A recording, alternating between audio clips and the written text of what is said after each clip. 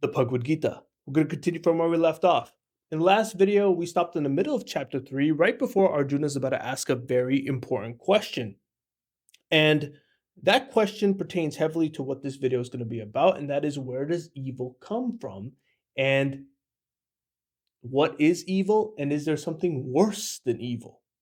Sri Krishna lays out all of this within the Bhagavad Gita, and we're going to go through it together. That takes a little bit of hopping around within the Gita, and we're going to do all that to distill all this knowledge down and to get a full picture of what Sri Krishna is trying to say. Because when he says something in one chapter, it's not the complete picture. He's trying to build up to that in a separate chapter. But we can stitch all these together to get a succinct understanding of what exactly a particular aspect of nature is. That's what's beautiful about the Gita. And I would like to emphasize that this is a manual for your life. And that means that it's not just a cobbled up set of wisdom. It's something that you can follow to improve yourself, that you would come to the conclusion that there is no need to fear when pursuing your dharma, your purpose, your soul's identity within this world. That it's always worth going after what you're made for and discovering what you're made for. All of that's within here. And I hope by the end of this book, or how we're going through this book within every video, that you are more and more inspired to do that thing that you've always wanted to do, that thing that calls out to you, and to lean into the gravity of who you are within the world. With that said, let's start. As usual, on screen, I'm going to have translations directly from this book on screen.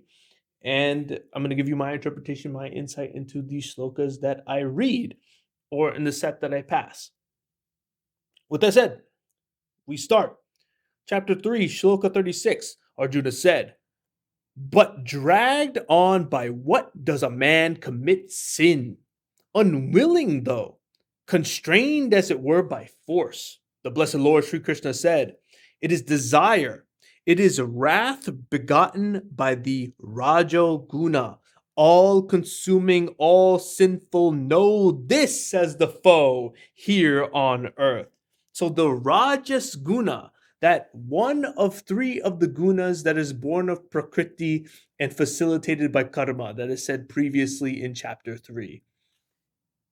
Okay, that he kind of just lays it out. Let's see if he describes more of what this evil is.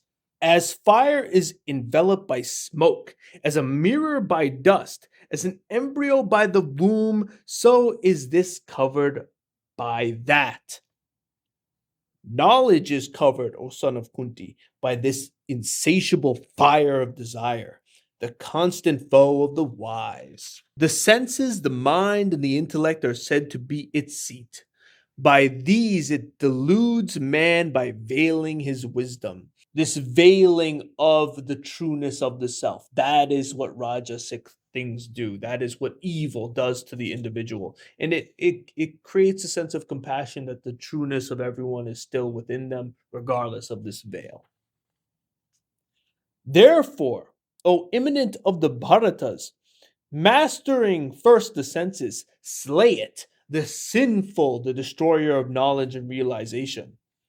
The senses are said to be superior to the body. The mind is superior to the senses. The intellect is superior to the mind. And what is superior to the intellect is the Atma. Again, Sri Krishna with the delineation of all of creation, the delineation of the self. Absolutely genius here. You can use this as a meditative practice, understanding this, the body, then the senses, then the mind, then the intellect, and then past the mind, understanding that there's something that is witnessing all that intellect, all those thoughts. There's something behind all that. Even something more independent than the identity, the idea of who you think you are is there. It's laid out right here. Again, Sri Krishna does this thing. He does, it's superior to this, it's better than this, it's doing this and doing this. It's skipping the rock on the water. It's just leading to the middle of the ocean, that centerness of who you truly are. absolutely amazing. Um, and I'm just going to finish a chapter. This is the last line. Thus, knowing him as superior to the intellect, restraining the self by the self, slay, Almighty, armed the enemy in the form of desire, difficult to overcome. He admits it's pretty difficult. That's good. He's not just saying to just do this. It's so easy, Arjuna, just do it. He's saying, yeah, this stuff is hard to do, but you got to do it. Now let's go back. The idea of Rajoguna, the Rajasic guna, again, born of Prakriti, coming from karma, this whole world is composed of the three gunas, the Sattva, the Rajas, and the Tamsa. These three gunas, it shapes all of the material nature that is separate from the self. We're going to see how do they actually rank according to Sri Krishna. And we'll go and skip all the way to chapter 14, shloka 17, where the Blessed Lord Sri Krishna says, from sattva arises wisdom and greed from rajas. Heedlessness and error arise from tamas, and also ignorance. Those who are fixed in sattva go upwards, the rajasikas remain in the middle, and the tamsikas, abiding in the functions of the lowest guna, go downward. Interesting. So you're telling me the cause of desire that is the constant foe of the wise is not as bad as tamsa. Rajasic understanding it's in the middle. It's just another incarnation. Tamasic behavior makes you go lower. Well, what is exactly tamasic behavior? And here we go to chapter 14, shloka 12 and 13. Greed, activity, the undertaking of actions, unrest, longing, these arise, O best of the Bharatas, when Rajas is predominant. Indiscrimination, inertness, heedlessness, and delusion, these arise, O joy of the Kurus, when tamas is predominant. This idea that inaction, laziness, is worse than the actions of evil. What is evil exactly? Evil is a symptom of the overlooked. You have to deal with symptoms, a whole judiciary system to deal with problems like that. But really, those things exist as a result and tells us what to fix. Hopefully the result of evil is like, oh, where is this coming from? Okay, we handle that evil. Now we can deal with the source of the problem with action. The commentary around evil without any action, constantly going on our phones telling everyone how they should and shouldn't think. This idea that, oh, I know what's best in the world and I'm going to, through the comfort of my own home and the comfort of me and my smartphone, I can tell the whole world that they're morally wrong while I just sit in my couch as some sort of indulgence of my own intellect. That is tamas. Tamas is the lazy. Tamas is the inaction. With the universe is constantly in motion.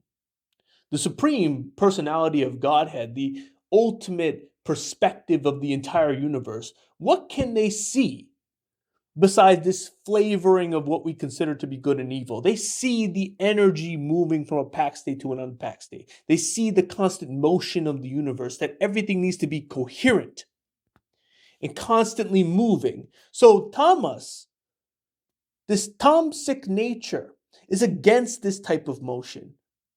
It is stillness when action needs to be taken. And it is important to know that no amount of commentary on things will make up for the good actions that weren't taken to make the world a better place. Tamas is the stillness without awareness, the opposite of yoga. All right. That is a beautiful connection, beautiful understanding. I am going to start to talk about chapter 4. Chapter 4, the yoga of renunciation of action in knowledge. Jnana Karma Sannyasa Yoga. The Blessed Lord Sri Krishna said, the imperishable yoga I declared to Viva Svat. Viva Svat tatu Manu. Manu told it to Ishvaku. Thus transmitted in regular succession, the royal sages knew it. This yoga, by long flux of time, decayed in this world. O scorcher of foes. The same ancient yoga has been today told to you by me, for you are my devotee and friend, and this secret is supreme indeed. Arjuna said, later was your birth, earlier the birth of Vivasvat. How then can I to understand that you told it in the beginning? Good. As usual, Arjuna questioning Sri Krishna. The Blessed Lord Sri Krishna said, many are the births taken by me and you, O Arjuna. I know them all while you know not. Though I am unborn, imperishable, and the Lord of beings, yet subjugating my Prakriti, I come into being by my own Maya. Such an interesting understanding. He has understood his own limit, his own constraint. Understood that in order for him to actually manifest in the world in the way that he is, an understanding of subjugating the idea of limit. He must limit himself. And all things that are within creation can only be discerned by its limit. Whenever there is a decay of dharma and a rise of adharma, then I embody myself, O Partha. For the protection of the good, for the destruction of the wicked, and for the establishment of dharma, I am born age after age. He's the preserver. He's doing the cleanup. He has to make sure that the world is coherent. And when it's time to come and time to give balance back to the world, Vishnu descends, creates an avatar. He who thus knows my divine birth and action in true light, having dropped the body, comes not to birth again, but comes up unto me, O Arjuna. Freed from passion, fear, and anger, filled with me, taking refuge in me, purified by penance in the fire of knowledge, many have entered into my being. In whatever way men identify with me, in the same way do I carry out their desires. Men pursue my path, O Partha, in all ways, not just subjugated to a singular way. All types of diversity within different paths, we all lead to the same place. And in this way, the idea of me, the idea of God, the supreme personality of Godhead, all rivers lead to the same ocean. Longing for success and action on earth, they worship the gods, for quickly is success born of action in this world of man. The fourfold Varnas was created by me by the different distribution of guna and karma. Though I be the author thereof, know me to be the actionless and the changeless. He is the sum total of his entire creation. Therefore, he ultimately is not changing. The Blessed Lord Sri Krishna said, nor do actions taint me, nor is the fruit of action desired by me. He who thus knows me is not bound by action. Having known thus, even the ancient seekers after freedom performed action. Therefore, perform action as did the ancients in olden times. So amazing. Just because you know the absolute truth, just because you have all this knowledge, does not give you the hall pass to just skip out on doing your dharma, on committing that action towards your purpose. The action still needs to be done. There is no sense of being bound by it, but still doing it. There's no sense of loss. There's no sense of gain. There's only a sense of just being able to complete what you're meant to do. And that's a beautiful thing. Sages too are perplexed as to what is action and what is inaction. Therefore, I shall tell you what action is, by knowing which you shall be freed from evil. It is needful to discriminate action, to discriminate forbidden action, and to discriminate inaction, inscrutable in the ways of karma. He who sees inaction in action and action in inaction, he is wise amongst men. He is a yogi, an accomplisher of everything. Nothing is ultimately ever happening, but still something needs to happen. I understand the total truth of it all, but yet I still will do everything in my power to, at this moment, in my relative stance in this creation, do what needs to be done. Whose doings are all devoid of design and desire for results, and whose actions are all burnt by the fire of knowledge. Him the sage is called wise. Having abandoned attachment to the fruits of action, even content, depending on nothing, though engaged in karma, verily he does not do anything, hoping for naught. His mind and self control, having abandoned all possessions, performing karma by the body alone, has incurred no sin. You understand the absolute truth. You have an experience of the absolute truth. You know the beginning and the end is the same. You know that God is everything and all is one, and ultimately Sri Krishna, all paths lead to him. Even with all this intellectual understanding, even with all this knowledge, you always have to put in the work. You always have to pursue your dharma. That the action is still done regardless of all this knowledge. Content with what he obtains without effort, free from the pairs of opposites, without envy, balanced in success and failure, though acting he is not bound. The one who engages in perfect yoga is completely free from failure and success. Amazing. The oblation is Brahman. The clarified butter is Brahman. Offered by Brahman is the fire of Brahman. On to Brahman, verily he goes into cognizes Brahman, alone in his action. The Advaitin understanding, all is still one at the end of the day. This jnana yajna, the process of enlightenment where Brahman is still viewed as everything, even when you're offering oblations to the fire. It is the yajna, no matter what yajna you're doing, it's still encompassed with the whole of all of creation, regardless of any devi or deva or Ishwara that you claim to be asking from. It's all still Brahman. Brahman is asking itself if it can have something. So, and yeah, I will stop there. Um, Chapter 4, Shloka 24. We'll continue from there.